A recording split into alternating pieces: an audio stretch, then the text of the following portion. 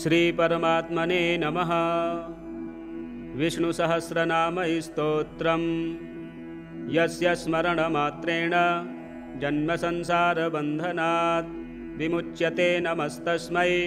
विष्णवे प्रभविष्णवे। नमः समस्तभूतानाम् आदिभूताय भूभृते अनेकरूपरूपाय विष्णवे प्रभविष्णवे। वैशम्पायन उवाच श्रुत्वा धर्मानशेषेण पावनानि च सर्वशः युधिष्ठिरः शान्तनवं पुनरेवाभ्यभाषत। युधिष्ठिर उवाच किमेकं दैवतं लोके किं वाप्येकं परायणं स्तुवन्तः कं कमर्चन्तः प्राप्नुयुर्मानवाः शुभं। को धर्मः सर्वधर्माणां भवतः परमो मतः किं जपन्मुच्यते जन्तुर्जन्मसंसारबन्धनात्। भीष्म उवाच जगत्प्रभुं देवदेव मनन्तं पुरुषोत्तमं स्तुवन्नाम सहस्रेण पुरुषः सततोत्थितः। तमेव चार्चयन् नित्यं भक्त्या पुरुषमव्ययं ध्यायन् स्तुवन्नमस्यश्च यजमानस्तमेव च। अनादिनिधनं विष्णुं सर्वलोकमहेश्वरं लोकाध्यक्षं स्तुवन्नित्यं सर्वदुःखातिगो भवेत्। ब्रह्मण्यं सर्वधर्मज्ञं लोकानां कीर्तिवर्धनं लोकनाथं महद्भूतं सर्वभूतभवोद्भवम्। एष मे सर्वधर्माणां धर्मोऽधिकतमो मतः यद्भक्त्या पुण्डरीकाक्षं तवैर्रर्चेन्नरः सदा। परमं यो महत्तेजः परमं यो महत्तपः परमं यो महद्ब्रह्म परमं यः परायणं। पवित्राणां पवित्रं यो मङ्गलानां च मङ्गलं दैवतं देवतानां च भूतानां यो व्ययः पिता। यतः सर्वाणि भूतानि भवन्त्यादियुगागमे यस्मिश्च प्रलयं यान्ति पुनरेव युगक्षये। तस्य लोकप्रधानस्य जगन्नाथस्य भूपते विष्णोर्नाम सहस्रं मे शृणु पापभयापहं। यानि नामानि गौणानि विख्यातानि महात्मनः ऋषिभिः परिगीतानि तानि वक्ष्यामि भूतये। ॐ विश्वं विष्णुर्वषट्कारो भूतभव्यभवत्प्रभुः भूतकृद्भूतभृद्भावो भूतात्मा भूतभावनः भूतात्मा परमात्मा च मुक्तानां परमागतिः। अव्ययः पुरुषः साक्षी क्षेत्रज्ञोऽक्षर एव च योगो योगविदां नेता प्रधानपुरुषेश्वरः। नारसिंहवपुः श्रीमान् केशवः पुरुषोत्तमः सर्वः शर्वः शिवः स्थाणुर्भूतादिर्निधिरव्ययः। सम्भवो भावनो भर्ता प्रभवः प्रभुरीश्वरः स्वयंभूः शम्भुरादित्यः पुष्कराक्षो महाश्वनः। अनादिनिधनो धाता विधाता धातुरुत्तमः अप्रमेयो ऋषिकेशः पद्मनाभोऽमरप्रभुः। विश्वकर्मा मनुस्त्वष्टा अस्थविष्टः स्थविरो ध्रुवः अग्राह्यः शाश्वतः कृष्णो लोहिताक्षः प्रतर्दनः। प्रभूतस्त्रिककुब्धाम पवित्रं मङ्गलं परम् ईशानः प्राणदः प्राणो ज्येष्ठः श्रेष्ठः प्रजापतिः। हिरण्यगर्भो भूगर्भो माधवो मधुसूदनः ईश्वरो विक्रमी धन्वी मेधावी विक्रमः क्रमः। अनुत्तमो दुराधर्षः कृतज्ञः कृतिरात्मवान् सुरेशः शरणं शर्म विश्वरेता प्रजाभवः। अहः संवत्सरो व्यालः प्रत्ययः सर्वदर्शनः अजः सर्वेश्वरः सिद्धः सिद्धिः सर्वादिरच्युतः। वृषाकपरिमेयात्मा सर्वयोगविनिःश्रितः वसुर्वसुमनाः सत्यः शमात्मा संमितः समः। अमोघः पुण्डरीकाक्षो वृषकर्मा वृषाकृतिः रुद्रो बहुशिरा बभ्रुर्विश्वयोनिः शुचिस्रवाः। अमृतः शाश्वतः स्थाणुर्वरारोहो महातपाः सर्वगः सर्वविद्भानुर्विश्वक्सेनो जनार्दनः। वेदो वेदविदव्यङ्गो वेदाङ्गो वेदवित्कविः लोकाध्यक्षः सुराध्यक्षो धर्माध्यक्षः कृताकृतः। चतुरात्मा चतुर्व्यूहश्चतुर्दष्ट्नश्चतुर्भुजः भ्राजिष्णुर्भोजनं भोक्ता सहिष्णुर्जगदादिजः। अनघो विजयो जेता विश्वयोनिः पुनर्वसुः उपेन्द्रो वामनः प्रांशु रमोघः शुचिरोर्जितः अतीन्द्रः सङ्ग्रहः सर्गो धृतात्मा नियमो यमः वेद्यो वैद्यः सदा योगी वीरः माधवो मधुः अतीन्द्रियो महामायो महोत्साहो महाबलः महाबुद्धिर्महावीर्यो महाशक्तिर्महाद्युतिः अनिर्देश्य वपुः श्रीमान् अमेयात्मा महादृधृक् महेश्वासो महीभर्ता श्रीनिवासः सतां गतिः अनिरुद्धः सुरानन्दो गोविन्दो गोविदाम्पतिः मरीचिर्दमनो हंसः सुपर्णो भुजगोत्तमः हिरण्यनाभः सुतपाः पद्मनाभः प्रजापतिः अमृत्युः सर्वदृक्सिंहः सन्धाता सन्धिमान् स्थिरः अजो दुर्मर्षणः शास्ता विश्रुतात्मा सुरारिः गुरुर्गुरुतमो धाम सत्यः सत्यपराक्रमः निमिषो निमिषसहस्रग्वी वाचस्पतिरुदारधीः अग्रणीर्ग्रामणीः श्रीमान् न्यायो नेता शमीरणः सहस्रमूर्धा विश्वात्मा सहस्राक्षः सहस्रपात् आवर्तनो निवृत्तात्मा संवृतः सम्प्रमर्दनः अह संवर्तको वह्निः रनिलो धरणीधरः सुप्रसादः प्रसन्नात्मा विश्वधृग्विश्वभुग्विभुः सत्कर्ता सत्कृतः साधुर्जह्नुर्नारायणो नरः असङ्ख्येयो प्रमेयात्मा विशिष्टशिष्टकृच्छुचिः सिद्धार्थः सिद्धसङ्कल्पः सिद्धिदः सिद्धिसाधनः वृषाहि वृषभो विष्णुर्वृषपर्वा वृषोदरः वर्धनो वर्धमानश्च विविक्तः श्रुतिसागरः सुभुजो दुर्धरो वाग्मी महेन्द्रो वसुदो वसुः नैकरूपो बृहद्रूपः शिपिविष्टः प्रकाशनः ओजस्तेजोद्युतिधरः प्रकाशात्मा प्रतापनः वृद्धः स्पष्टाक्षरो मन्त्रश्चन्द्रांशुर्भास्करद्युतिः अमृतांशोद्भवो भानुः शशबिन्दुः सुरेश्वरः औषधं जगतः सेतुः सत्यधर्मपराक्रमः भूतभव्यभवन्नाथः पवनः पावनो नलः कामः कामकृत्कान्तः कामः कामप्रदः प्रभुः युगादिकृद्युगावर्थो नैकमायो महाशनः अदृश्यो व्यक्तरूपश्च सहस्रजिदनन्तजित् इष्टो विशिष्टः शिष्टेष्टः शिखण्डी नहुषो वृषः क्रोधः क्रोधकृत्कर्ता विश्वबाहुर्महीधरः अच्युतः प्रथितः प्राणः प्राणदो वासवानुजः अपां निधिरधिष्ठानमप्रमत्तः प्रतिष्ठितः स्कन्दः स्कन्दधरो धुर्यो वरदो वायुवाहनः वासुदेवो बृहद्भानु रादिदेवः पुरन्दरः अशोकस्तारणस्तारः शूरः सौरिर्जनेश्वरः अनुकूलः सतावर्तः पद्मी पद्मनिभेक्षणः पद्मनाभो रविन्दाक्षः पद्मगर्भः शरीरभृत् महर्धिरिद्धो वृद्धात्मा महाक्षो गरुडध्वजः अतुलः शरभो भीमः समयज्ञो हविर्हरिः सर्वलक्षणलक्षण्यो लक्ष्मीवान् समितिञ्जयः विक्षरो रोहितो मार्गो हेतुर्दामोदरः सहः महीधरो महाभागो वेगवानमिताशनः उद्भवः चोभणो देवः श्रीगर्भः परमेश्वरः करणं कारणं कर्ता विकर्ता गहनो गुहः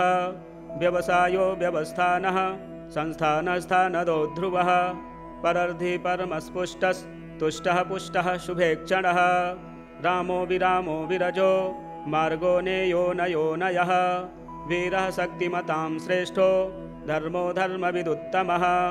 वैकुण्ठः पुरुषः प्राणः प्राणदः प्रणवः प्रथुः हिरण्यगर्भः शत्रुघ्नो व्याप्तो वायुरधोक्षजः ऋतुः सुदर्शनः कालः परमेष्ठी परिग्रहः उग्रः संवत्सरो दक्षो विश्रामो विश्वदक्षिणः विस्तारः स्थावरस्थाणुः प्रमाणं बीजमव्ययम् अर्थोऽनर्थो महाकोशो महाभोगो महाधनः अनिर्विण्डः स्थविष्टो भूर्धर्मयूपो महामखः नक्षत्रनेमिर्नक्षत्री क्षमः क्षामः समीहनः यज्ञयुज्यो महेज्यश्च क्रतुः सत्रं सतां गतिः सर्वदर्शी विमुक्तात्मा सर्वज्ञो ज्ञानमुत्तमं सुव्रतः सुमुखः सूक्ष्मः सुघोषः सुखदः सुहृत् मनोहरो जितक्रोधो वीरबाहुर्विदारणः स्वापनः स्ववसो व्यापी नैकात्मा नैककर्मकृत् वत्सरो वत्सलो वत्से रत्नगर्भो धनेश्वरः धर्मगुप्धर्मकृद्धर्मे सदसत्तक्षरमक्षरम् अभिज्ञाता सहस्रांशुर्विधाता कृतलक्षणः गभस्ति नेमिः सत्त्वस्थः सिंहो भूतमहेश्वरः आदिदेवो महादेवो देवेशो देवभृद्गुरुः उत्तरो गोपतिर्गोप्ता ज्ञानगम्यः पुरातनः शरीरभूतभृद्भोक्ता कपीन्द्रो भूरिदक्षिणः सोमपो मृतपः सोमः पुरुजित्पुरुषत्तमः विनयो जयः सत्यसन्धो दासार्हः सात्वतां पतिः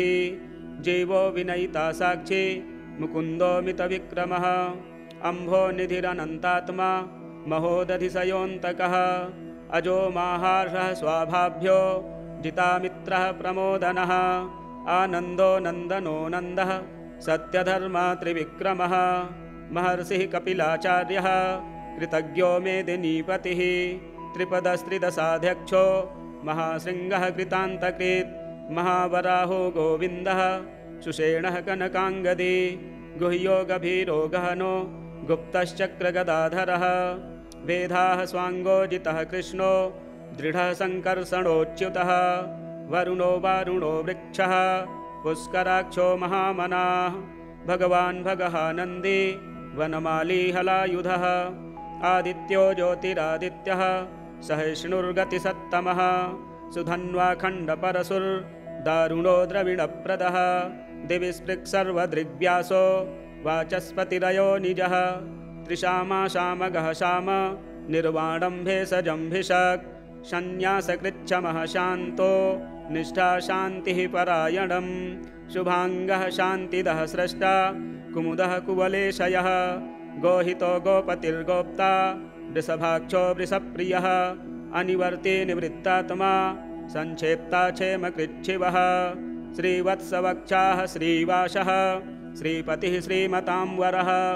श्रीधः श्रीशः श्रीनिवासः श्रीनिधिः श्रीविभावनः श्रीधरः श्रीकरः श्रेयः श्रीमान् लोकत्रयाश्रयः स्वक्षः स्वङ्गः शतानन्दो नन्दिर्ज्योतिर्गणेश्वरः विजितात्मा विधेयात्मा सत्कीर्तिश्चिन्न संशयः उदीर्णः सर्वतश्चक्षुर्निशः शाश्वतस्थिरः भूषयो भूषणो भूतिर्विशोकः शोकनाशनः अर्चिष्मानर्चितः कुम्भो विशुद्धात्मा विशोधनः अनिरुद्धो प्रतिरथः प्रद्युम्नो मितविक्रमः कालनेमिनिः वीरः शौरिः शूरजनेश्वरः त्रिलोकात्मा त्रिलोकेशः केशवः केशिहा हरिः कामदेवः कामपालः कामीकान्तः कृतागमः अनिर्देश्य वपुर्विष्णुर्वीरोऽनन्तो धनञ्जयः ब्रह्मण्यो ब्रह्मकृद्ब्रह्मा ब्रह्मविवर्धनः ब्रह्मविद्ब्राह्मणो ब्रह्मी ब्रह्मज्ञो ब्राह्मणप्रियः महाक्रमो महाकर्मा महातेजा महोरगः महाक्रतुर्महायज्वा महायज्ञो महाहविः स्तव्यः स्तवप्रियः स्तोत्रं स्तुतिः स्तोतारणप्रियः पूर्णः पूरयिता पुण्यः पुण्यकीर्तिरनामयः मनोजवस्तीर्थकरो वसुरेता वसुप्रदः वसुप्रदो वासुदेवो वसुर्वसुमनाहविः सद्गतिः सत्कृतिः सत्ता सद्भूतिः सत्परायणः शूरसेनो यदुश्रेष्ठः सन्निवासः सुयामुनः भूतावासो वासुदेवः सर्वासुनिलयो नलः दर्पः दर्पदो दृप्तो दुर्धरोऽथा पराजितः विश्वमूर्तिर्महामूर्तिर्दीप्तमूर्तिरमूर्तिमान् अनेकमूर्तिरव्यक्तः शतमूर्तिः शताननः एको नैकः सवः कः किं यत्तत्पदमनुत्तमं लोकबन्धुर्लोकनाथो माधवो भक्तवत्सलः सुवर्णवर्णो हेमाङ्गो वराङ्गश्चन्दनाङ्गदी वीरः विषमः शून्यो घृताशीरचलश्चलः अमानीमानदो मान्यो लोकस्वामी त्रिलोकधृक् सुमेधा मेधजो धन्यः सत्यमेधाधराधरः तेजो वृषोद्युतिधरः सर्वशस्त्रभिताम्बरः प्रग्रहो निग्रहो व्यग्रो नैकशृङ्गो गदाग्रजः चतुर्मूर्तिश्चतुर्बाहुश्चतुर्व्यूहश्चतुर्गतिः चतुरात्मा चतुर्वेदविदेकपात् समावर्तो निवृत्तात्मा दुर्जयो दुरतिक्रमः दुर्लभो दुर्गमो दुर्गो दुरावासो दुरारिः शुभांगो लोकसारंगः सुतन्तुस्तन्तुवर्धनः इन्द्रकर्मा महाकर्मा कृतकर्मा कृतागमः उद्भवः सुन्दरः सुन्दो रत्ननाभः सुलोचनः अर्को वाजसनः शृङ्गी जयन्तः सर्वविजयी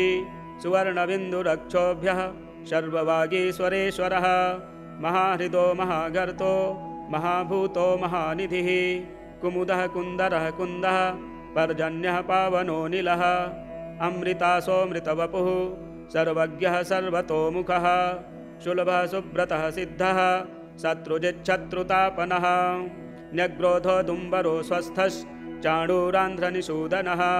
सहस्रार्चिः सप्तजिह्वः सप्तैधाः सप्तवाहनः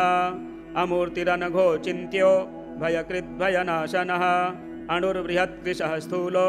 गुणभिर्निर्गुणो महान् अधृतः स्वाधृतः स्वास्यः